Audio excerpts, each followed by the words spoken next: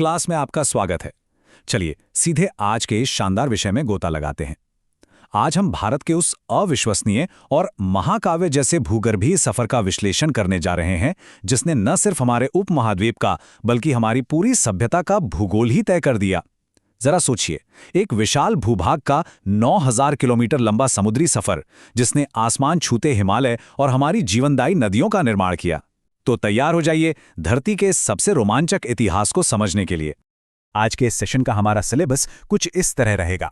सबसे पहले हम गोंडवाना की उत्पत्ति से शुरुआत करेंगे, फिर समझेंगे पश्चिमी घाट और हमारे मानसून के कनेक्शन को।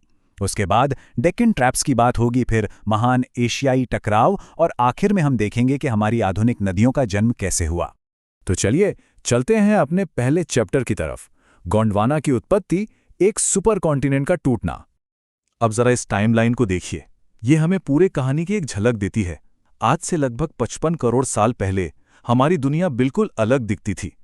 उस वक्त पृथ्वी पर केवल दो ही विशाल भूखंड मौजूद थे, लॉरिशिया और गोंडवाना।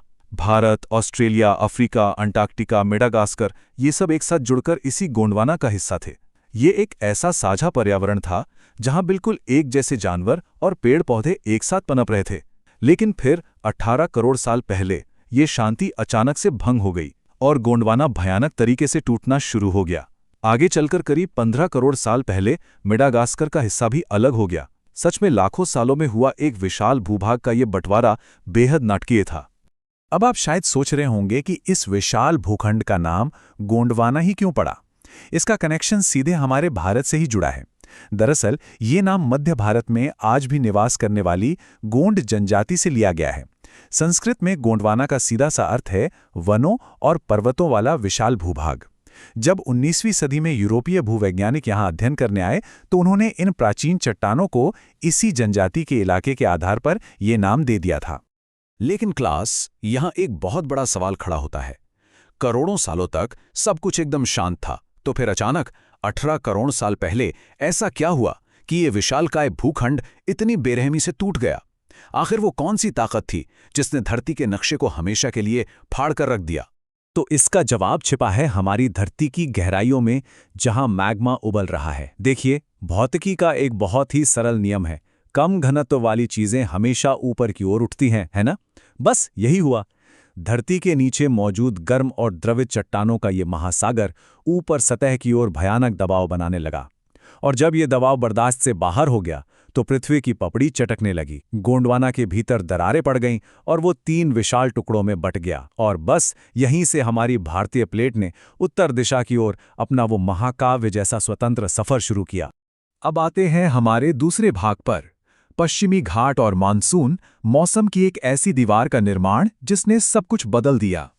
अब इस हिस्से के बारे में जो बात सबसे ज्यादा दिलचस्प है वो है ये शानदार कारण और प्रभाव का संबंध। 15 करोड़ साल पहले मेडागास्कर के अलग होते समय जब ज्वालामुखी का लावा सतह पर आकर जमा, तो उससे हमारे पश्चिमी घाटों की ये विशाल दीवार बन गई, और इस दीवार ने हमारे मौसम का पूरा चक्र ही सेट कर दिया। इसे स्टेप बाय स्टेप समझते हैं।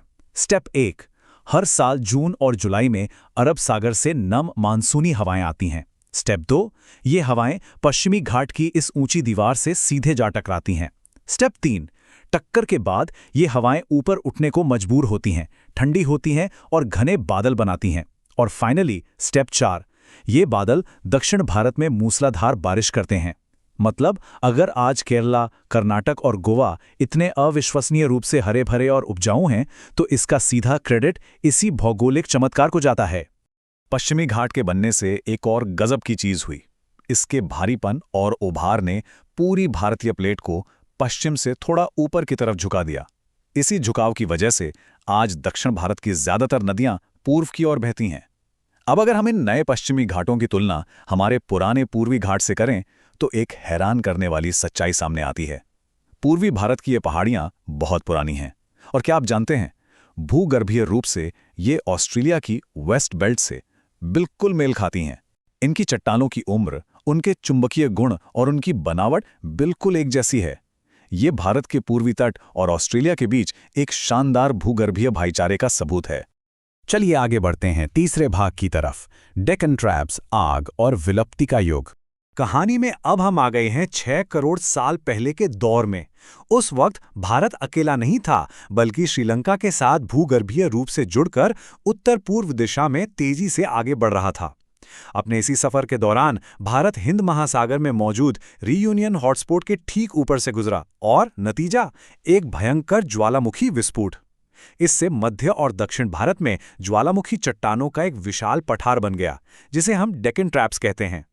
उस समय यहां राजासोरस और लंबी गर्दन वाले टाइटेनोसोरस जैसे डायनासोरों का राज हुआ करता था। लेकिन फिर 6 करोड़ 60 लाख साल पहले प्रलय आ गई। एक तरफ मेक्सिको में एक विशाल एस्ट्रॉयड गिरा और उसी समय भारत में यह डेक्कन ज्वालामुखी पूरी ताकत से फट पड़े। इन दोनों घटनाओं ने मिलकर भारत के मूल डायनासोरों का हमेशा के लिए सफाया कर दिया।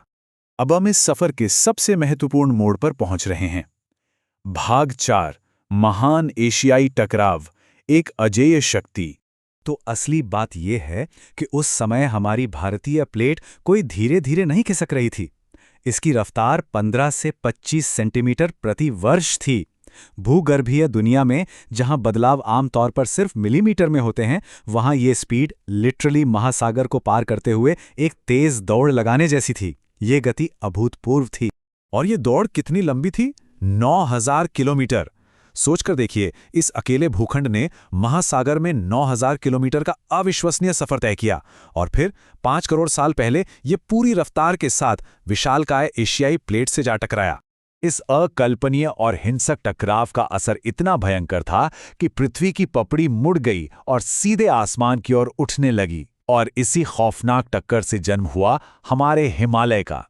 ये 2400 किलोमीटर लंबी एक विशाल पर्वत श्रृंखला है, जो आज 6 देशों की सीमाओं में फैली हुई है। ये धरती के इतिहास का सबसे शक्तिशाली निर्माण था, जिसने सचमुच पूरे एशिया का नक्शा ही बदल कर रख दिया।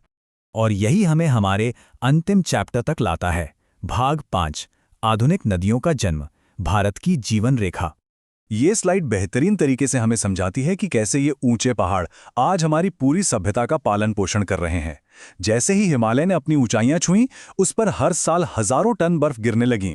इससे जमे हुए बर्फ के विशाल ग्लेशियर बनने लगे। फिर क्या होता है? गर्मियों में जब ये ग्लेशियर पिघलते हैं तो पानी का एक असीमित और विशाल प्रवाह शुरू होता है। ग्लेशियरों के जमने और पिघलने के इसी चक्र ने हमारी महान नदियों को जन्म दिया। गंगोत्री से गंगा, यमुनोत्री से यमुना और तिब्बत के पठार से ब्रह्मपुत्र और सिंधु नदियां प्रकट हुईं।